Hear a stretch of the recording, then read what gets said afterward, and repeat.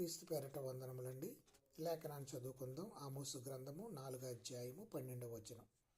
మీ దేవుని సన్నిధిని కనబడుటకే సిద్ధపడండి. దేవుడు అల్టిమేట్గా హెచ్చరికగా ఇజ్రాయేల్కి ఇచ్చినట్లుగా మనకు కనపడుతుంది ప్రియులారా. ఇజ్రాయేల్ చరిత్ర అంతట్లో వారు ఎడతెగక దేవుని కృపను తిరస్కరిస్తూనే ఉన్నారు.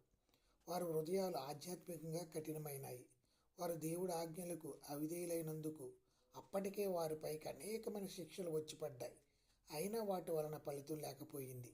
ఇక ఇప్పుడు అంతిమంగా వారిపైకి నిబంధన శాపం ముంచుకొస్తుంది. వారిపైకే కాదని మనపైకి కూడా.